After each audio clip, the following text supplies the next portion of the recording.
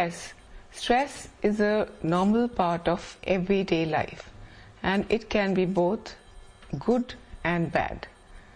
Good stress is when it helps you to perform better, like going for a match, and if you have little stress, your performance may be enhanced because you'd want to do better. But bad stress is when your performances are hampered because of too much stress. Stress, it's a term used to describe the physical, emotional, cognitive and behavioral responses to events that are appraised as threatening or challenging. Stress is handmaiden of anxiety.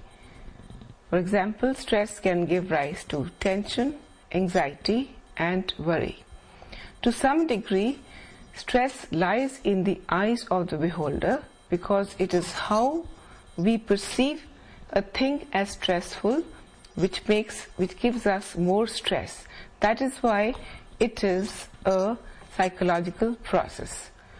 Now, stress is caused by stressors, and stressors are events that can give rise to stress. They are the stimulus in the environment that require adaptation. Whenever we need to adapt to something, we go through some kind of stress. Stressors have characteristics like they can be so intense that they produce a state of overload, and we can no longer adapt to them. They evoke incompatible tendencies in us, like tendencies both to approach and to avoid some object or activity.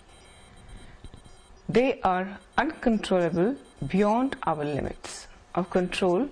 Indeed, a great deal of evidence suggests that when people can predict, control, or terminate an event or situation, they perceive it to be less stressful than when they feel less in control.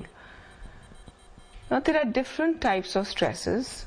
Some stresses, they give rise to distress, and some stresses, they are called eustress because it is a positive stress. Like somebody getting married will be coming under the category of eustress because it is a positive stress, and it does not hamper your performance. While distress, continuous distress, can give rise to some kind of negative emotions which can hamper your performances of day-to-day life. Like stresses can be either external or internal. External stresses include environmental stresses like loud noises, extreme cold, commuting, work stress, interpersonal differences, environmental stresses, family stresses, situational crisis, social stresses and chemical stresses. While internal stresses will be something that is inherent in us, like disease, pain, phobic, emotional or physical stresses.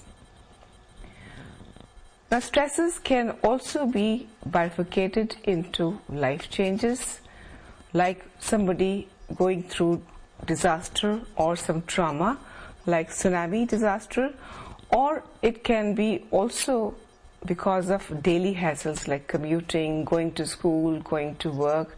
They can also give rise to stress.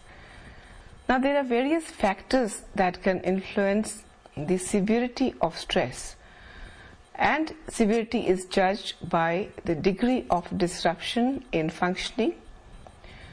This depends on characteristics of the stressor, like the nature of the stressor, its importance, duration, cumulative effect. One does not give one small incident, may not just give rise to stress. It may be the cumulative effect of the stressor which can give rise to a lot of distress. Then there are personal characteristics that are inherent in the individual, like an individual's personality, coping styles, abilities, needs and generic predispositions and even past experiences would influence how much stress one is going through. External resources and social support. Now, if we have positive social and family relationships, they can lessen the impact of the stress on the individual, because social support does act as a buffer against stress. Now, we all react differently to stress, and stress does lead to various reactions. Excessive stress leads to decomposition. Decomposition means that it can break down the organism and hamper your capabilities.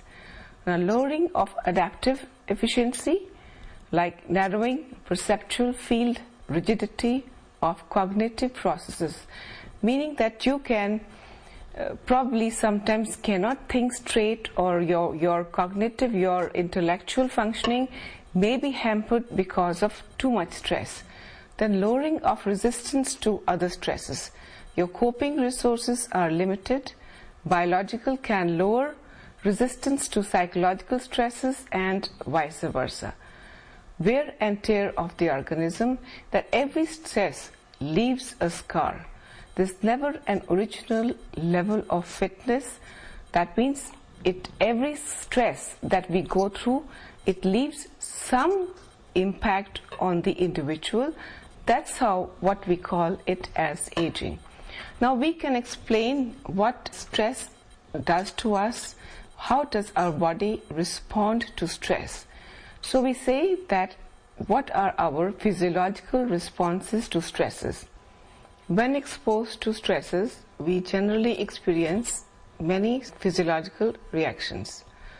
When exposed to chronic stress, it means that when you're constantly being under stress, our body does break down, and this is the first reaction in the longer sequence of responses activated by our efforts to adapt to stresses.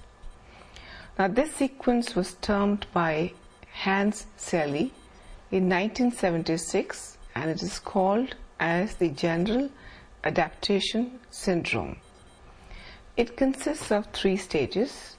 The first one is the alarm reaction.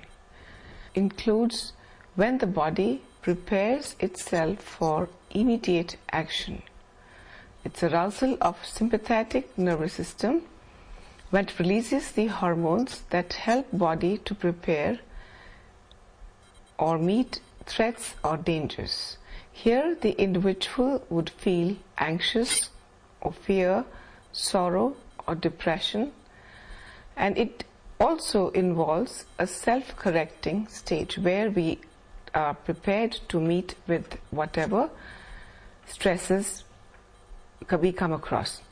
Second is the resistance stage. In this stage, the arousal is lower than the alarm stage to draw on resources at an above normal rate in order to cope effectively with the stressor. Now, during this stage, the individual may respond to stresses either with aggression, repression, withdrawal, or fixation. The third stage is the exhaustion stage, when our capacity to resist is depleted and our susceptibility to illness increases. The third stage of exhaustion involves breaking down of the individual's defenses.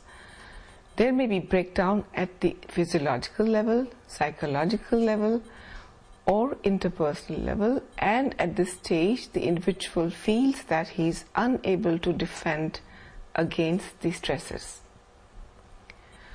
Hans Selye's this syndrome just provides a framework for understanding our physiological responses to stressful events and suggests at least one reasonable explanation for relation between stress and illness. But this model does not explain everything about what stress or how does it occur, because this model fails to consider the importance of cognitive processes in determining whether we interpret a specific situation as stressful. It means that how we perceive stress, because all of us perceive stress differently. For a small thing, one may perceive big stress, but for another individual, a big stress can be coped easily because it's how that individual is perceiving stress. So we can explain that when confronted with the same potentially stress-inducing situation, some persons experience stress whereas others do not, because this is of different cognitive appraisals of different individuals.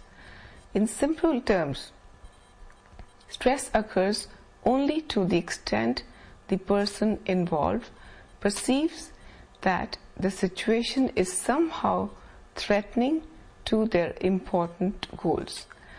Now, this initial appraisal is called primary appraisal. Then the secondary appraisal is when the individual is unable to cope with these dangers or demands. Let's go into the detail of the primary appraisal. Primary appraisal is the first step in appraising a stressor. It involves estimating the severity of the stressor and classifying it as a threat, a challenge, or a harm or loss that has already occurred. If the stressor is appraised as a threat, negative emotions may arise that inhibit the person's ability to cope with threat. In the second stage, that is the secondary appraisal, people who have identified a threat as harmful or estimate that the resources they have available for coping with stressor are not adequate. Now, this stage also includes resources like social support, money, time, energy, ability, or any number of potential resources depending on the threat. If the resources are perceived as adequate or abundant, the degree of stress will be much less than if the resources are missing or lacking. Now let's look at the diagram of the cognitive appraisal. Now, whenever you perceive a stimulus event, first stage that comes is the primary appraisal. Here, as I said, the individual assesses the threat to his or her well-being. For example, the individual may use denial to reduce the reality of the event. Now, if the situation is perceived as harmless, the individual goes through no stress. Now, if the situation is perceived as threatening, then the individual may use the secondary appraisal. Here, the individual determines the coping resources that are available and the likelihood that they can be employed successfully. If the coping mechanisms are thought to be inadequate, it will lead to stress. On the other hand, if the coping mechanisms are thought to be adequate, it will not lead to stress. In short, if the individual is able to perceive that the situation he is facing as stressful and that he will be able to cope with it effectively, he will experience very little stress or no stress. Now, stress has lots of consequences. It has multitude effects on the individual. It can give rise to varied physical reactions, cognitive reactions, emotional or intellectual reactions, social or behavioral reactions. Now let's see what all physical reactions an individual experiences when he's faced with stress. There may be change in appetite, sleep difficulties, headache, backache, constipation, rapid or erratic heartbeat, chest discomfort, dryness of mouth, muscle tension, aches and pains, constant restlessness, fidgeting.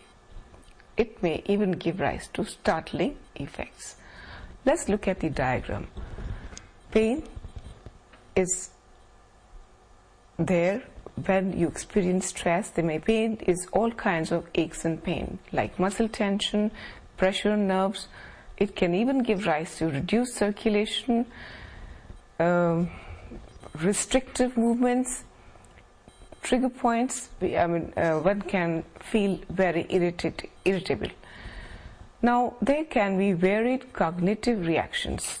Cognitive means it will affect your mind in such a way that it may give rise to increased distractibility, decreased concentration.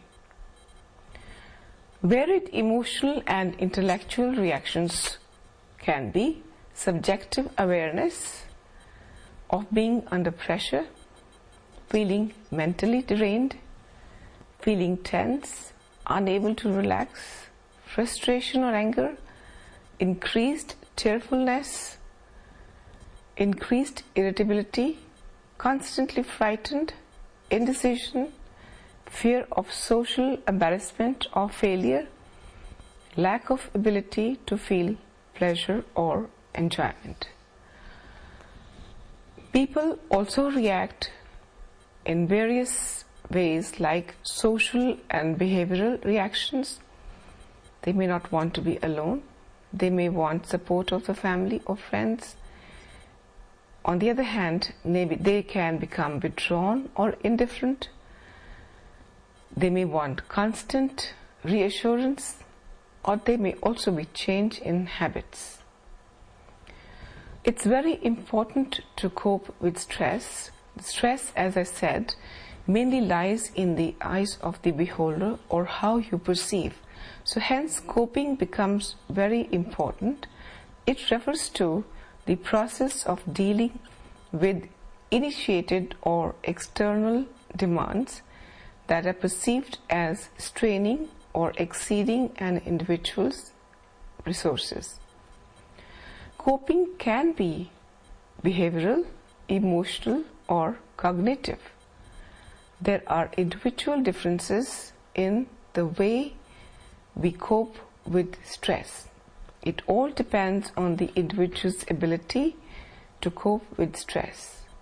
When we cope with stress, a person is faced with two challenges: to meet the requirement of the stressor and to protect the self from stress. Therefore, we can react either in a task-oriented way, that is, appraising the situation, finding alternative solutions, and deciding on right action. This is the most important way of coping with stress. On the other hand, there may be defense-oriented coping, that is, protecting the self from hurt or disorganization. We may make use of defense mechanisms like repression, projection, rationalization, displacement, reaction formation, etc. Now, to cope with stress,